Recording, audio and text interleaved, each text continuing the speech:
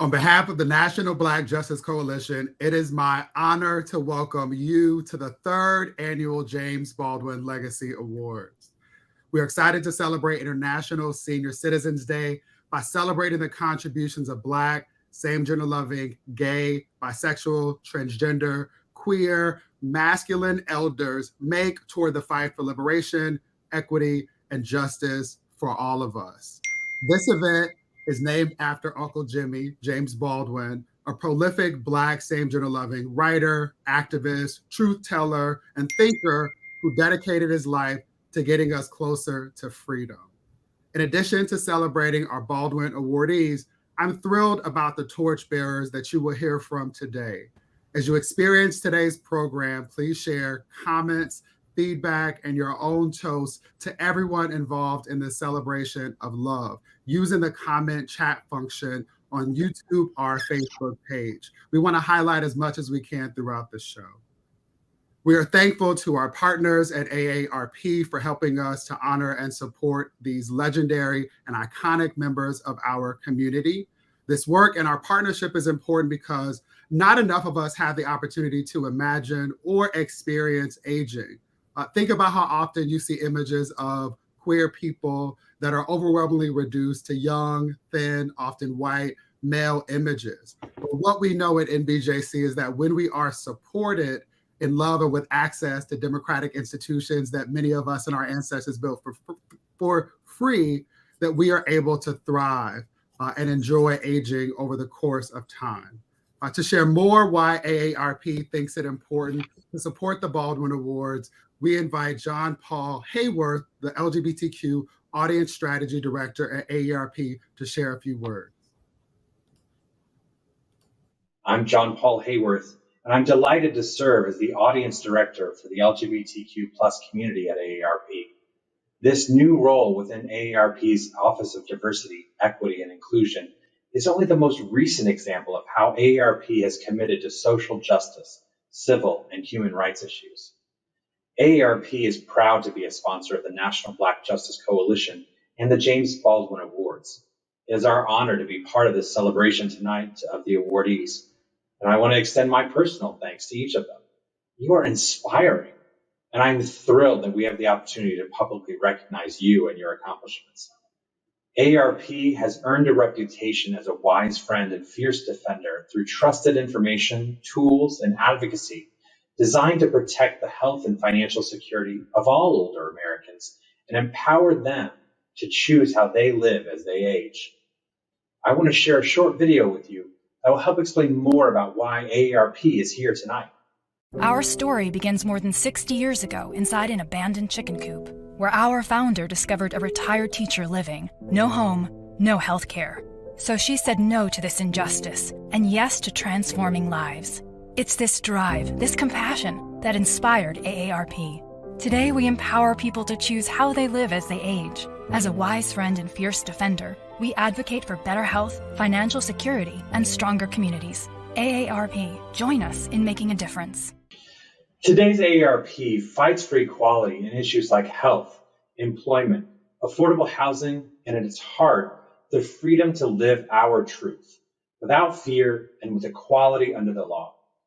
I invite all of those being honored and those in attendance at today's event to reach out to me and the other members of the ODEI team to learn more about AARP and our commitment to the work of diversity, equity, and inclusion. We celebrate your unwavering commitment to the Black community as you shine a light on the accomplishments, achievements, experiences, and wisdom of the LGBTQ SGL Black elders. Thank you for being a part of the work of the National Black Justice Coalition by being here tonight. AARP stands with NBJC in fighting for LGBTQ SGL equity for Black individuals, families, and communities. Working together, we will create a world where all can thrive. Thank you, and enjoy the rest of your evening. I'm John Paul Hayworth, and I'm delighted to serve as the Audience Director for the LGBTQ. Thank you, John Paul. So nice. We're going to run it twice. We are thankful to you and our colleagues again at AARP. And now to get on with the show, I'm honored to introduce our first torchbearer, the Honorable Judge Jamar Cantrell Walker. Judge Walker is the first openly LGBTQ SGL Article 3 judge to serve in Virginia. Judge Walker, take it away. It is my honor to introduce you all to my friend and a true trailblazer, Judge Darren Gales. I met Judge Gales just a year ago, but in that short time, I came to quickly learn what so many others already knew. Darren Gales is a force of nature. Our first interaction happened at the National LGBTQ Bar Lavender Laws Conference. Judge Gales was speaking at the conference on a panel about diversity on the bench and the need to increase it. At one point, Judge Gales mentioned that he was the first and the only openly gay Black male judge serving on the bench. He mentioned that he had heard some rumblings about there being a second member who would be joining his ranks. I waited for his panel to finish, and I walked up to him and said, "I hope to be the second." In that moment, knowing virtually nothing about me, Judge Gales shook my hand and took me under his wings. He promptly started mentoring me. He helped me through the confirmation process. He kept me sane in the midst of chaos. For almost a decade, Darren has carried that mantle alone, and he has done it with grace, professionalism, objectivity, humility, and kindness. He has worked tirelessly to ensure that anyone who appears before him, regardless of their station in life, is treated with respect and afforded equal justice under the law. When I asked former colleagues of mine who appear in front of Judge Gales to describe him, one word kept cropping up: fair. It's such a small word, but it is so weighty and so critical in our profession. Darren has always understood that, and if over the course of my career I become half of the judge that he is, I will have done just fine. But it is truly his humility that makes Darren so special. Because if you ask him about blazing trails for others, his first response is to acknowledge those who paved the way for him, like the late Judge Deborah Batts, the country's first openly gay Black federal judge, or those who carried the torch right alongside with him, like Judge Stacey Yandel from the Southern District of Illinois. Judge Gales hasn't always been Judge Gales. In addition to his federal service, he's worked in a host of other jobs as a state court judge, as an attorney at the INS, as an assistant United States attorney. He did all of that before the Senate confirmed him 98-0 in 2014 to become a federal judge. So congratulations on this well-deserved honor, my friend. And thank you for always having my back and for being a safe space for me. I look forward to the day when we have to make a reservation for more than two of us. And it is my promise to you that I will do as much for those who come after us as you have done for me. I am thankful to know you and to call you my colleague, but more importantly, I'm beyond blessed to call you my brother and my friend. Congratulations.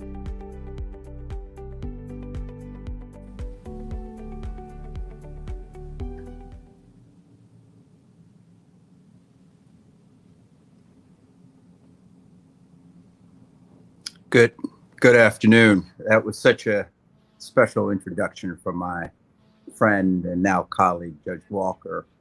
I want to thank Dr. David Johns and the National Black Justice Coalition for this award. Of course, it is a very special honor to receive an award named after the brilliant James Baldwin, and of course to be recognized with all the other outstanding awardees today. As a young man, I never imagined that this country would elect an African-American president in my lifetime. So it certainly never dawned on me that history-making president would appoint me to the federal bench and allow me to make a bit of my own American history. I have been fortunate to live my life openly and honestly, without shame or fear of rejection. That is empowering in a way that most people outside the LGBTQ plus community takes for granted. I grew up loved and valued, an experience every child should have, and my family loved me unconditionally. And that love and confidence gave me the emotional freedom to focus on becoming the best person I could be, both personally and professionally. In addition to being a great judge, I hope to serve as an inspiration to young people in the Black and the LGBTQ plus communities. So I thank the National Black Justice Coalition for not only celebrating my personal accomplishments, but also providing this very important platform for other people in our communities to help empower them. So I thank you very much for this award. We are thankful to you, especially as VKY mentioned in the comments, at a time like this when there are members of the court who are leveraging that purge to attack and terrorize members of our community, including children who didn't ask to be born. So thank you to you and to your family for loving you without apology. Our next torchbearer is my brother, Eugene Daniels, who is a White House correspondent, Playbook co-author at Politico, and MSNBC contributor. We celebrate that our good brother is coming into the leadership of the White House Correspondents Association. Take it away, Eugene. Hi there, my name is Eugene Daniels. I am a Politico White House reporter and co-author of Playbook and an MSNBC political analyst. I am so honored to be here celebrating my friend, my mentor, Jonathan Capehart. There is no one more deserving of the moniker of torchbearer than Jonathan. Before I knew him, when I was in college thinking about being a journalist, in the early days of my career in journalism, I told people that his career was one that was most interesting to me when they would ask, who's your hero? What do you want your career to look like? He's someone who understands and is able to pull together analysis and holding powerful people accountable, telling the stories of those who cannot tell them themselves. And he does it on all levels of journalism. You can do it in print. You can do it in front of people in a live event, in a live interview, a taped interview, and a podcast, remembering that journalism at its heart is about storytelling. And also, he happens to be a hero to many Black queer men in this country, someone that we look up to, not just as a journalist, but as a person who is living his life fully, authentically, and that is why he is the torchbearer that I am so honored to think about all the time, and also to call one of my friends. My very first hit on MSNBC was during the George Floyd protests, and it was with Jonathan. And even without us speaking, I could feel his energy calming me because I was very nervous doing it. He kept me calm just by simply being there. His ability to tie facts and storyline, his ability to look out of the streets and see what this country needed was something that I think this country has started to embrace more and more as his career has gone on. He is a trailblazer, a journalist with integrity and heart who happens to be Black and queer. I have leaned on him many times in times of stress, and he has been there and done that with and unlike any other, his ability to share his thoughts and feelings, his expertise, his own past, his advice. He is not worried that other Black queer men are going to take his spot. He knows that opening the door for all of us is better for all of us. And there's no better anecdote that makes his loveliness clearer than when I think earlier this year, we both were in Los Angeles at a conference. And with just a little bit of time that he had left, he went on a very long walk with me, got some drinks with me to talk about my career, to give me advice, and more importantly, to be my gut check as I move my way through this wild career that we call journalism. And as the namesake of the James Baldwin Legacy Awards, you know, Jonathan, that love of country means critiquing and pushing and forcing this country to be better. You are a hero to me and others, and you are deserving of all of the flowers you get in this life. I am honored to celebrate you tonight along with the National Black Justice Coalition. Congratulations.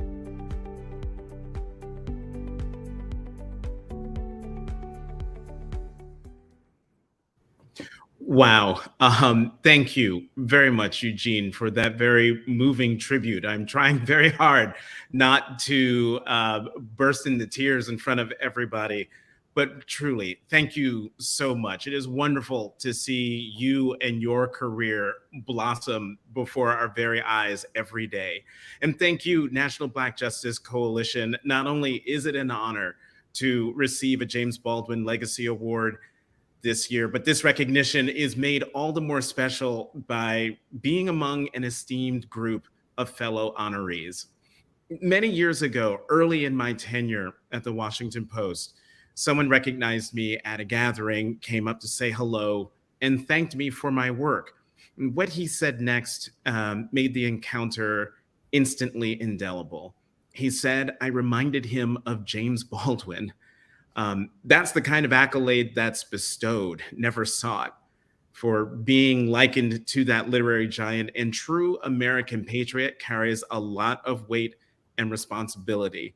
Being like Baldwin means being brutally honest about the world around you, holding a mirror up to it in the hopes of moving it to do better, be better.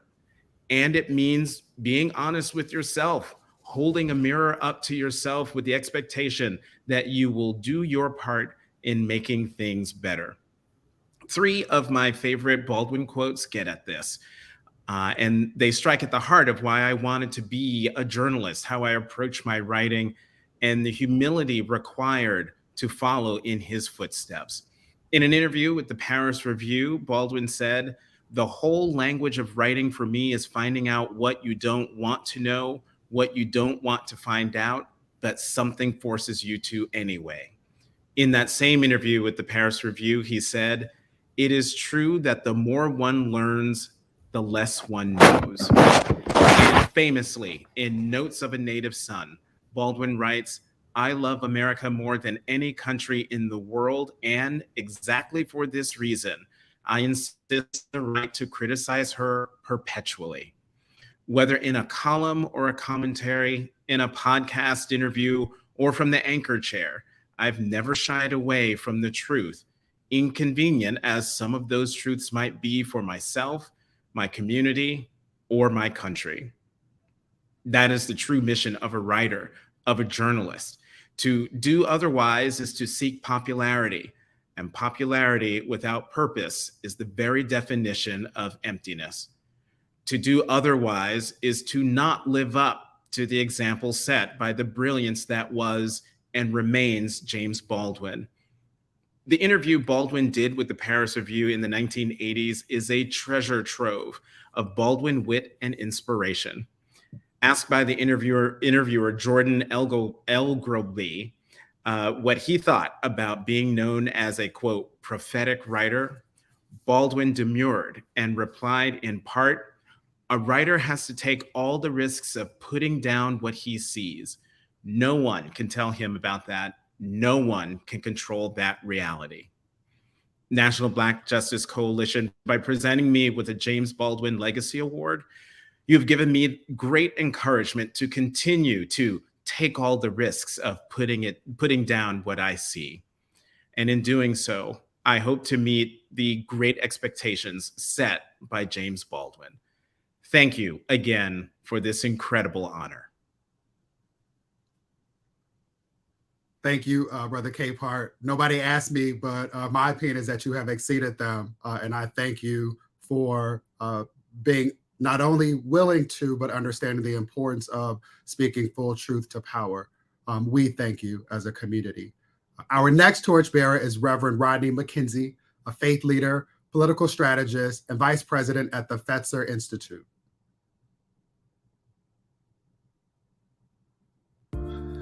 Hi, my name is Rodney McKenzie. I am with the Fetzer Institute, and I'm a board member of the National LGBTQ Task Force. You know, one of my favorite quotes from James Baldwin is in Giovanni's Room, when a character says something that is so moving to me. He says, somebody's father, maybe yours or mine, should have told us that no one has ever died because of love, but so many have died.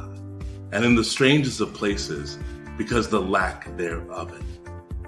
You know, when I think about Fred Davey, I think about a man who has chosen to love us, who've chosen to love Black LGBTQ people in a way that we're able to live.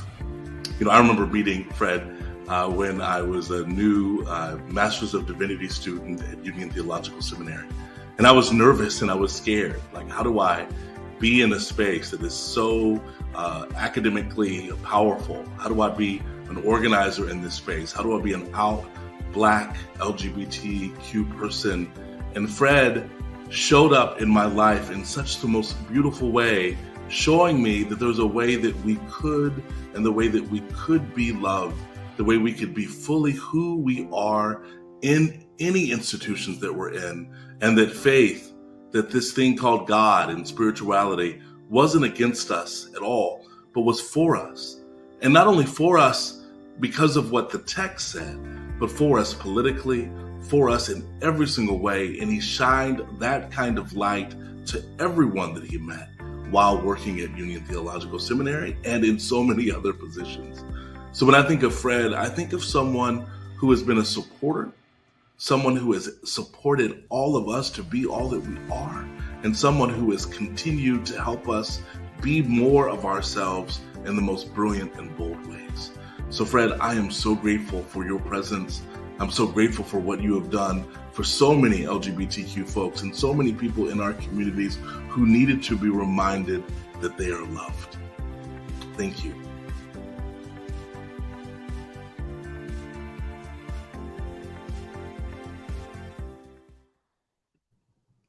Wow. Like Jonathan, I am going to do my best not to burst into tears, but Rodney, thank you. Thank you for that really gracious word and those very, very charitable comments. Thank you so much. And thank you, MBJC, AARP, Dr. David Johns, and the entire team for this honor. I'd also like to acknowledge my fellow honorees and to celebrate and appreciate them for all of their phenomenal accomplishments as well. James Baldwin once said, go the way your blood beats. And that's what I've tried to do for most of my life, to go the way my blood beats. I also want to acknowledge our enslaved ancestors who, in the hush harbors and hollows, even at the risk of death, held on to a liberating faith, a faith that reverberates across the centuries. And it is the very faith that propels me forward even unto this day. I want to remember my mother, Virginia Lee Hunter Davy, who passed away about a decade ago and who loved me unconditionally. In our little town of Belmont, in our little Black village in that town in North Carolina, there were always out gay people. Yes, in that little town, that little Black village in Belmont, back in the 60s and 70s, there were always out gay Black people. And when I came into consciousness as I grew up in Belmont, there were cross-dressing men, as we called queer men at that time, in my little village, in that little town in North Carolina. This was, as I said, the 60s and the 70s. These people were friends and family. They were all my mother's friends. My mother loved and accepted them. And I knew from that early experience, as I wrestled with my sexuality, she would accept me too. And she did, without question and without hesitation. And I want to say to my dear mother, who is among that great cloud of witnesses, your love lives on in this recognition I receive here today. It would not have been possible without you, Mom. I want to do a shout out to my spouse and husband and partner and love of my life, Michael Adams, who has had a significant presence for decades in the national LGBTQ space as an attorney with the ACLU and Lambda, and for the past 15 years as the CEO of SAGE. I also want to give a word of deep appreciation and gratitude for my siblings, Phyllis, Reginald, Thomas, who are my rock, and gratitude to all my family and friends, uncles, aunts, and cousins for their consistent support and encouragement. And finally, I'd like to acknowledge key Black leaders who have supported me along the way. The Reverend Paul Ross, the late pastor of my small Black Presbyterian church in Belmont, who always encouraged me and who I can say never in the 40 years I knew him, never preached an anti-gay sermon or had a negative comment about non-heteronormative sexuality.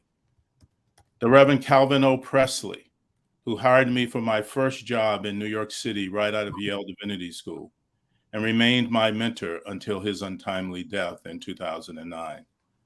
H. Carl McCall, president of the New York City Board of Education at the time when I served as his chief of staff.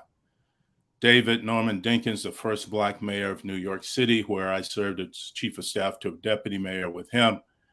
And then Joshua Dubois, who introduced me to Senator Obama and got me involved in the Obama presidential campaign and administration.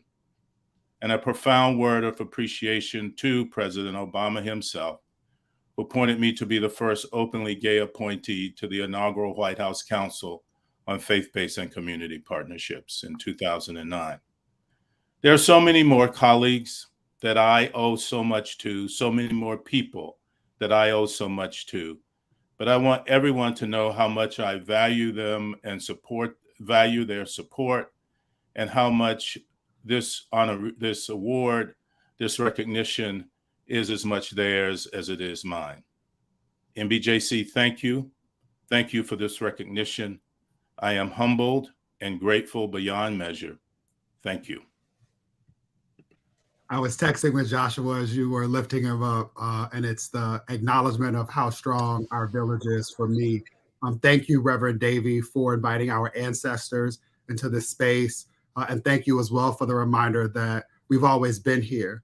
I encourage everyone to visit beenhere.org to go through the curated bios that we have to illustrate the very fact that as long as there have been people acknowledging that everything began in Africa, even before the terms lesbian and gay existed, we occupy beautifully diverse ways of being. And it is because of that recognition and in honor of it that we are able to do that, which we are able to do today. Our next torchbearer is Zach Stafford. Zach is currently a columnist at MSNBC and former editor-in-chief of the magazine The Advocate. He also won a 2022 Tony Award as co-producer of A Strange Loop, which is a beautiful piece of work. Thank you for that gift. Take it away, Zach.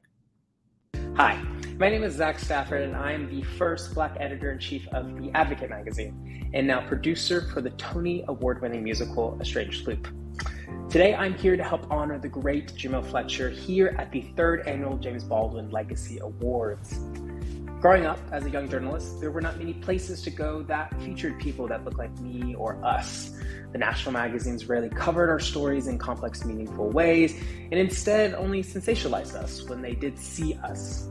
And with the queer magazines, we didn't feel any relief there either, with most of the iconic ones like Out and The Advocate rarely ever giving us space in a meaningful way for my tenure there at those two outlets, meaning us as Black queer people just weren't very represented even in queer magazines. And we still, in many ways, are rarely celebrated or centered in the media across all different landscapes, which is what makes Jamil's work so remarkable. Jamil Fletcher is the founder and publisher of Swerve Magazine, the nation's leading periodical for African American members of the LGBTQ community. Launched in 2008, Swerve celebrates the culture and community of Black, same-gender loving people everywhere. Over the years, Swerve has grown from a quarterly to bi-monthly with 6 annual issues, with distribution in 70 cities in 27 states and parts of Canada. His magazine has been the leader in the space for not just telling the stories by and for our community, but centering it all within the radical framework of joy. His covers of his magazines range from everyone like Janelle Monáe to my Broadway colleague Cody Renard Richard, with the through line being stories of us thriving in a world that would rather see us not. So, with that said, it is my honor to help us celebrate a man that has paved the way not just for all of us within journalism, but all of us who are Black, queer, and alive today and want to be seen. Jamil has provided us that opportunity to be seen, and that's a gift better than any award or check you will ever receive, I promise. So with that, congrats, Jamil, on this James Baldwin Legacy Award today. We are very grateful for the work you do and look forward to the work you'll continue doing for many years past today.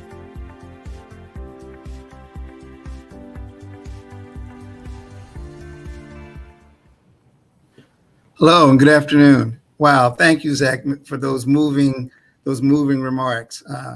I want to first of all congratulate Dr. David Johns and the NBJC team and AARP for supporting this effort, and also to congratulate my fellow honorees.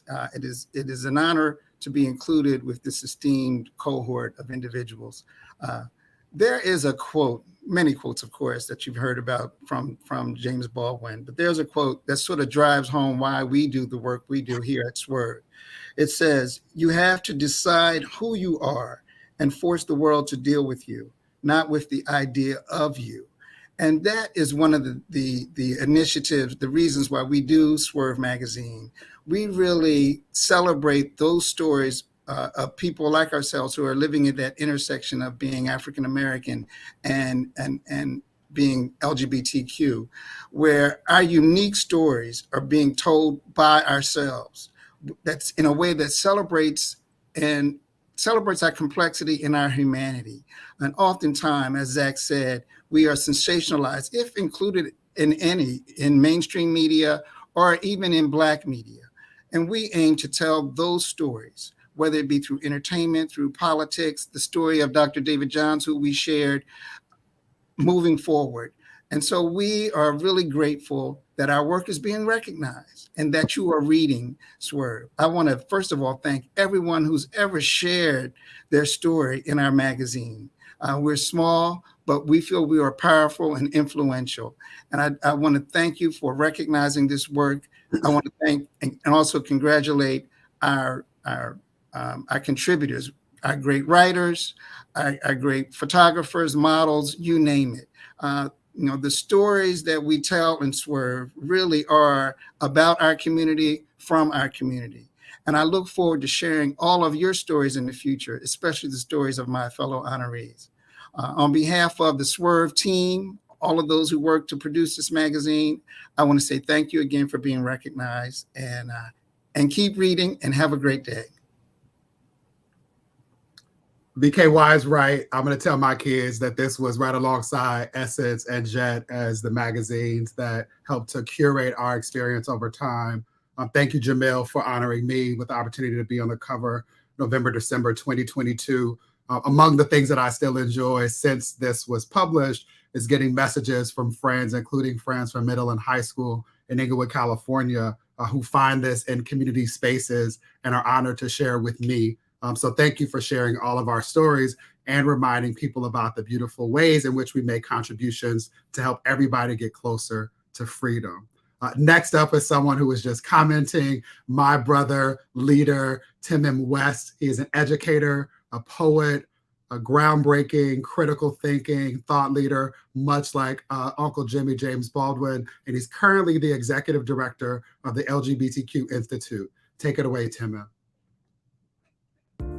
Hi, my name is Tim M. West, and I currently serve as the executive director at the LGBTQ Institute, which is out of the National Center for Civil and Human Rights in Atlanta, Georgia.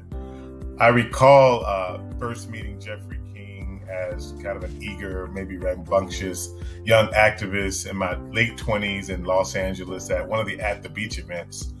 And at the time, I was actually rapping with a group called DDC, doing some pioneering work. And that pioneering artistic and creative work actually came on the backs of an early HIV diagnosis. I was, I think, 26 years old when I was told that I had what they then called full-blown AIDS. In many ways, stepping away from academia at the time to pursue the creative work was to follow in the tradition of Marlon Riggs, Essex Hemphill, people that Jeffrey had talked about celebrating through In the Meantime Men. Jeffrey was a huge advocate and cheerleader for the work that I did. When I needed to take time off, encouraged me to take that time.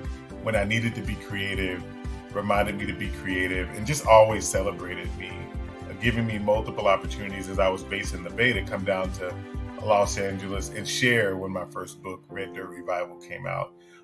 For my rap group to come down and participate in the activities that were a part of At the Beach, Atlanta, LA, are, all of the Black Pride events. And so just a real huge sense of gratitude for all that Jeffrey means to persons like myself and my own leadership trajectory.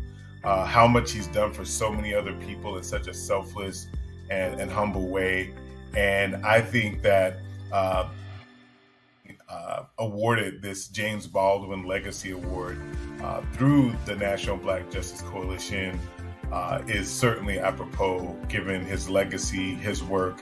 Certainly one of the people that has held me up, the shoulders that I stand on. And so congrats to Jeffrey, and definitely the best in the years to come.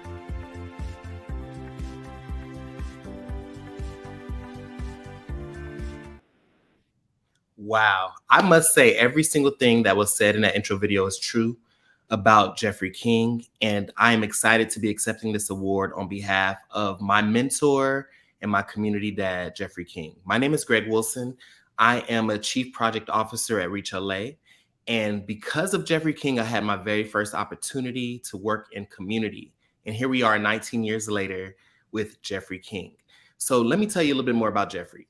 This is a man that is selfless and a person that always believed in the very thing that I read in this James Baldwin quote that I wanted to share, which is, not everything that is faced can be changed, but nothing can be changed until it is faced. And Jeffrey King is an individual that over 25 years ago created and established In the Meantime Men's Group, Inc. In the Meantime Men's Group, Inc. is purpose to enrich, empower, and extend the lives of intergenerational Black men respectful of their sexual orientation through social, educational, health, and wellness programs and services. And Jeffrey made sure that the mission has always remained true to exactly what it is that he's done in community. Jeffrey deserves this James Baldwin Legacy Award because not only is he a legend, an icon, a trailblazer in the community, but as Timon said in his video, he has always made sure that all of community has been taken care of, and he's done it single-handedly. He's done it by himself. He's led others and taught others to do the same. And I'm really proud to be able to follow into his footsteps. Though Jeffrey sends his regards and his regrets that he could not be here today, he definitely appreciates, respects, and always acknowledges the work of the National Black Justice Coalition. And over the past years, In the Meantime, has also stood firm in being able to focus on social justice issues and community, making sure that not only the Black community, but the Black gay community also is taken care of, their voices are heard, and that the needs have been met. So In the Meantime, looks forward to many more years of collaboration and connection with NBJC. And I wanted to make sure that on behalf of Jeffrey, I thanked NBJC and everyone a part of this beautiful experience. And I proudly accept this award on behalf of my mentor and my community father, Jeffrey King. Thank you so much. Community father, I love that language. Thank you, Greg, for accepting on behalf of Brother King. Let us all please keep Jeffrey, Timem, and everyone who is in Southern California, my hometown of Los Angeles, in mind and in our thoughts and prayers as they're experiencing the devastation that came from both floods and an earthquake at the same time. And we still have some Republican leaders denying that climate change is an actual thing. It's also important to name our Native and Indigenous siblings in Maui and throughout the rest of the world as well. Let's continue to do all that we can to protect this planet and to protect our people at the same time. Our next torch bearer is Reverend Mikhail O'Neill Slack, the Community Minister for Worship and Spiritual Care, for Black Lives at Unitarian Universalism. I'm going to do that again. Reverend Slack is a Community Minister for Worship and Spiritual Care for Black Lives of Unitarian Universalism. Reverend Slack, take it away. Hello, friends.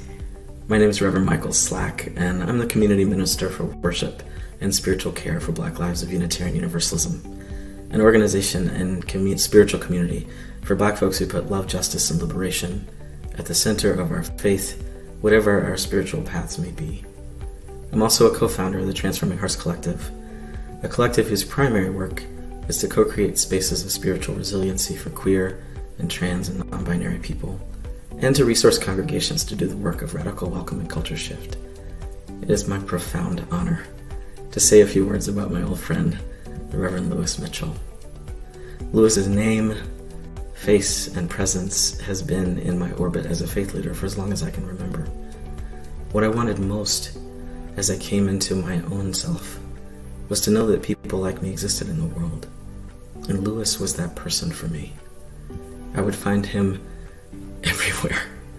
At Philly Trans Health Conference, offering support and care to us, or speaking about what mattered most in his life and in the public forum. He would counsel me and love me from afar. Even in the midst of struggle in our work together, I felt mutual respect and love from him.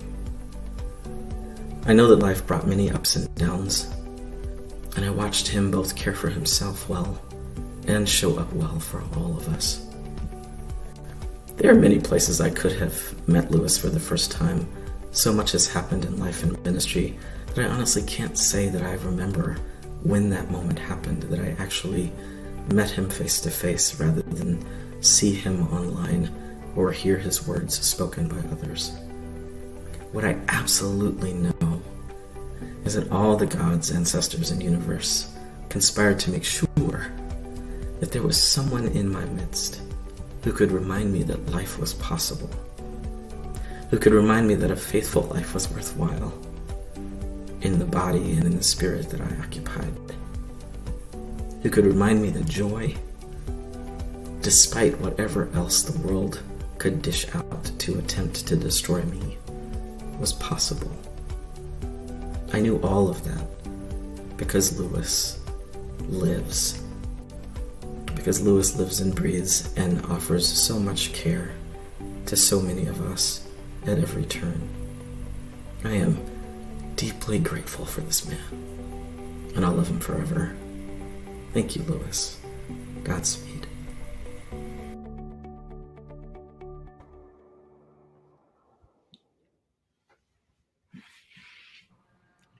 So I may be the first to actually shed another tear. God, Michael, thank you so much for all that you do and have done, and for those words. Thank you, National Black Justice Coalition. I remember 20 years ago when you began, how exciting it was for me to think about an organization that was built for and by us who had been in the margins. I'm honored to be included with these amazing men who've done amazing things. I feel like the thing that I have done most is to be a conduit for all that has been poured into me.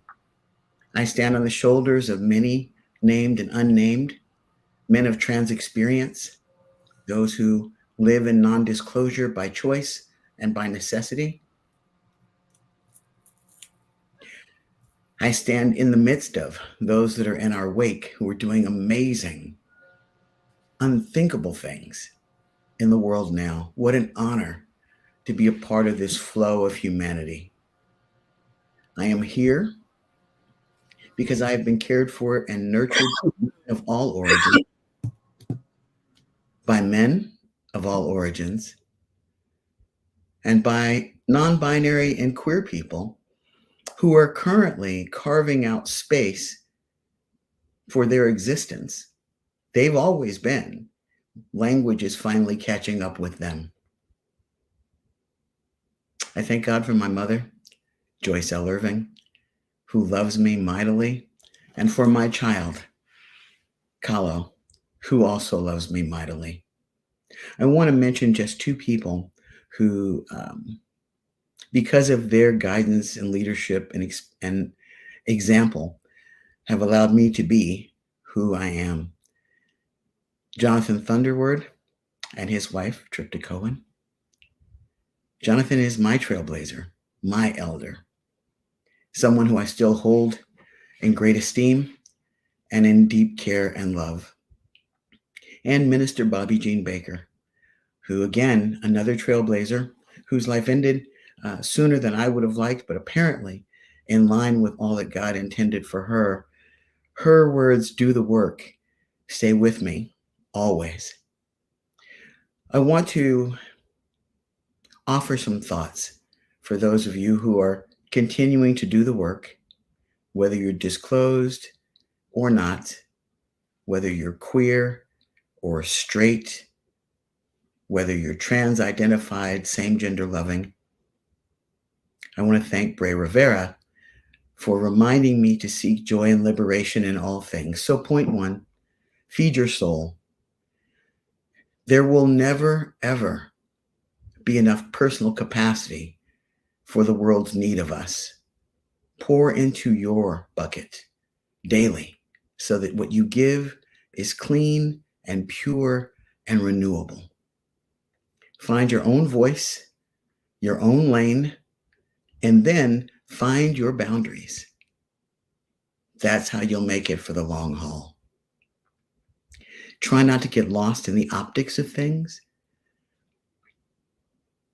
The glare and the glow is so compelling, but it's what you do, not who sees what you do, that really matters. Know your cup size. Often those of us that have big hearts and are givers, we find ourselves surrounded by people who only have a thimbleful to give to us.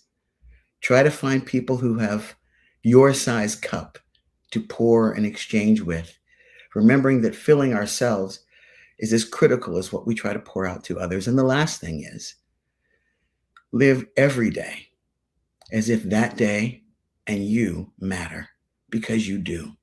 Every day is priceless and every day is precious, and none of them are guaranteed. I am deeply, deeply honored for this acknowledgement. I hope that I live long enough to feel worthy of it. May our ancestors and divine source continue to pour into and to bless us all. Thank you all very much.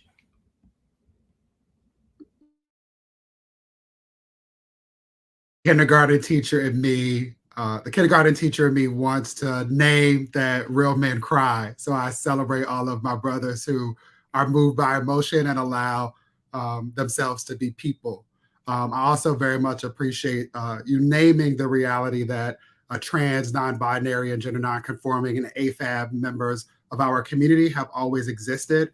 And it's simply language and cultural conversations about that reality that are starting to catch up. And the related teachings of Fannie Lou Hamer, which is that none of us are free, especially true for Black folk, unless and until all of us are free. I also very much appreciate the reminder to pour into ourselves and to feed our souls first, something that is often most difficult for those of us who live on the front lines of efforts to ensure that Black folks can be free and that we're defending democracy. And so I want to encourage anyone who is in need of or could benefit from quality and competent mental health services to check out our partners at the Boris Lawrence Henson Foundation, or to let us know so that we can make that connection with and for you. Next up, we have Florida State Senator Chevron Jones. He is the first same-gender loving Black person elected to the Florida State Senate. And he is also a member of NBJC's Good Trouble Network, named in honor of our good brother, Bud Rustin, the architect of the March on Washington, the 60th anniversary of which is happening very soon, as well as our good brother, Representative John Lewis. Thank you for your leadership and service, dear brother Jones. Please take it away. Hi, my name is Chevron Jones from the beautiful state of Florida. And Daryl, it is my honor to congratulate you on receiving the James Baldwin Legacy Award. All this does is highlight your dedication to social change, your efforts to amplify the voices of marginalized communities, and your support and advocacy for the LGBTQ+ community. The James Baldwin Legacy Award, presented by the National Black Justice Coalition, not only honors accomplishments, but also your willingness to fight for what is right. Just as James Baldwin did, you have paved the way for many people like myself in this country, notably being the first openly gay African-American man elected to office.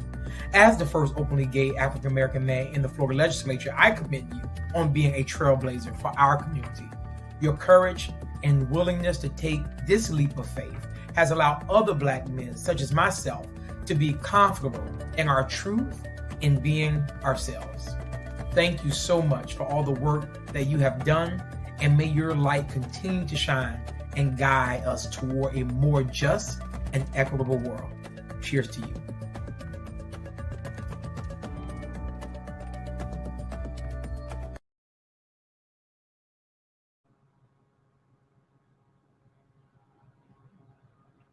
introduction. I greatly appreciate it.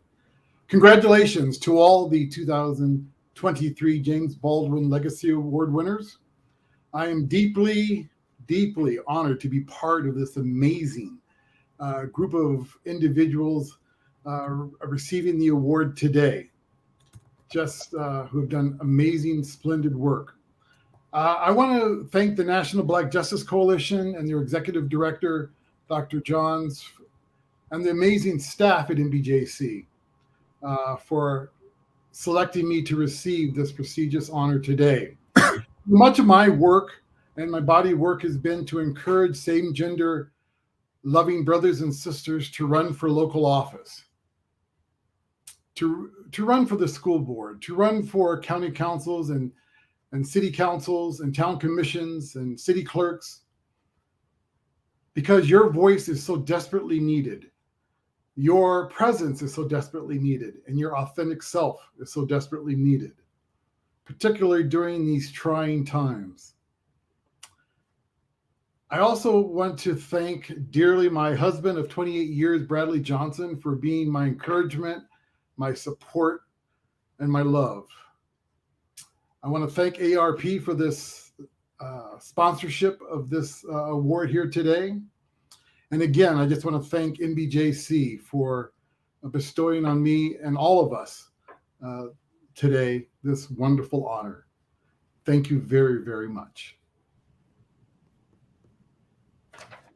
Brother Moore, I'm thankful for your leadership. You serve on the Good Trouble Network steering committee, and it was an honor for us to realize in real time that you are the first and only person that we know of who is Black and same-gender loving or otherwise queer, who served as an elected leader on both coasts. Shout out to the best coast, the West Coast. But I'm thankful to you in that capacity, and want to encourage anyone who is touched by Brother Moore's leadership to encourage other Black queer people you know who love Black people to consider running for office and joining the ranks of our Good Trouble Network. Brothers, thank you to each of you, our honorees, as well as to our torchbearers. It is an honor for NBJC and for myself and all of those who stand with us to be in the arena with you. Now's the time that many of you who have been rocking with us for the last 3 years, what a dope thing that this is now the third year that we've been able to do this and give flowers to brothers in real time as well as posthumously. And we do this in March.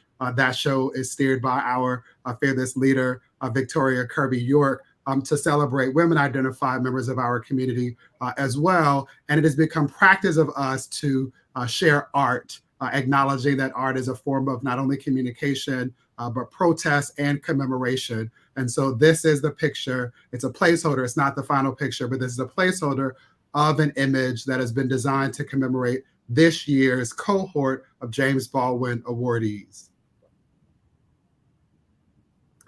This piece of art has been commissioned by a Black queer artist, Rebecca Crouch. She is one half of a dynamic duo. They are twin sisters, both graduated Alpha Chapter Delta Sigma Theta Sorority, Howard University, who create art. And each of you will be receiving a final piece of art that has been prepared by this brilliant and prolific artist, Rebecca Crouch. Now I want to invite a toast. It's 1:55 where I am. I'm not going to judge anybody. I have coffee in my cup. But I want to offer a toast to celebrate each of our James Baldwin Award honorees. And I want to thank each of you for creating space and taking up space without apology in ways that allow boys and men such as myself to do the same. I thank you for lighting the path toward radically inclusive freedom to ensure that every single member of our beautifully diverse community can thrive and know love. I thank you for your dedication to defending democracy, to ensuring equity, and demonstrating the radical power of love that has been shared so many times over and over and over in the toasts that have been offered. Among my favorite quotes from Uncle Jimmy is one where he centers the babies. No surprise for those of you who know me. He says, "Children never have been very good at listening to their elders, but they have never failed to imitate them." And I hope that each of you hear my heart when I say thank you for inspiring generations of race warriors to come, for providing them with a beautifully rich canvas upon which to paint pictures of their freedom dreams. And thank you for your support of NBJC. To all of us gathered here now and virtually in the future when you consume this, please raise your glass as we toast to each of you, our 2023 James Baldwin Legacy Award honorees, and to the torchbearers who provided you with your flowers and helped us to celebrate each of you. Cheers. Cheers. Thank you. Cheers. Cheers. Cheers. I also want to raise a glass and toast and celebrate and say thank you to Team NBJC. I have the honor of quarterbacking this team, but none of this would happen without the leadership and dedication of folks behind the scenes. That includes Sharon Letman Hicks, board chair and CEO, and the person who birthed this idea to celebrate and hold space for aging and elderly members of our community. Victoria Kirby York, who's been keeping it going in the chat, our Director of Public Policy and Programs. Emily Lugers, who many of you spoke with before today, who is our Special Projects Manager, and Thomas Cunningham, who is doing yeoman's work in a very unique position this year as our virtual event producer. Please join me in saying thank you to each of them and to other members of our team who helped power today's event. Another cheers. Cheers. Cheers. Cheers. To the NBJC. Now, it would be an NBJC event. Thank you for acknowledging that we celebrate 20 years this December 8th without a call to action. It's important for us to not only talk about change, but to be about change, specifically in this space where policy meets practice. And so I hope that this program has left you inspired to collaborate with, learn from, and to protect our elders. And now I want to turn it over to Good Trouble Network Steering Committee member and Maryland delegate Gabriel Acevero, who will share up ways that you can get further in the arena by accepting our call to action. Take it away, Hi, Gabe. I'm Maryland State Delegate Gabriel Acevero, and I'm pleased to join you this afternoon along with the National Black Justice Coalition to honor our elders whose shoulders we stand on, but to also raise awareness of September 18th, which is National HIV Aging and Awareness Day. It's a day where we not only raise awareness of the challenges that an aging population face living with HIV, from treatment to prevention and care, but also ensure that resources are available to our community and accessible at every point. According to the Center for Disease Control, close to half of people living with HIV in the United States are age 50 and older. And while we can certainly attribute that to antiretroviral therapy that has allowed members of our community to live long and meaningful lives, we know that there are some complications that can present itself, particularly for members of our community who are taking medication that may sometimes impact the antiretroviral therapy that someone is taking. And so it's very important for us to have information accessible at our fingertips, but know what we need to do to ensure that we're leading healthy lives, but we're also not exacerbating any existing medical conditions. So please join me and the National Black Justice Coalition in spreading awareness of National HIV and Aging and Awareness Day by signing up for digital and printed material by scanning the QR code and making sure that you select NBJC as the referral grantee. You can also request your home test kits by scanning the QR code provided to ensure that you have safe, private home tests that you can get immediate results from. And finally, thank you so much to the National Black Justice Coalition for hosting and for honoring our elders. And thank you to all of tonight's honorees for the work that you have done and no doubt will continue to do. We stand on your shoulders. We're grateful for you, and have a great afternoon. Thank you, Brother Delegate Acevero, and another thank you to our partners at AARP for supporting this awards program for the last 3 years. My final thank you is to each of you, the beautiful members of our beloved virtual community and really family in real life. Thank you for joining us and for lifting up our honorees with your comments and communication of love. We hope that you will join us in celebrating our honorees all month long by sharing the video of this program far and wide, as well as sharing the gems that were dropped throughout today's program. Tag us at NBJC on the Move across all digital platforms, except for the one owned by the guy who killed the thing that was actually working for us, because we're no longer on that. And visit nbjc.org and our beenhere.org page, where you can learn more about this year's honoree as well as others. Also, hopefully you're thinking about other brothers and sisters and non-binary folk you know who we should celebrate in future years.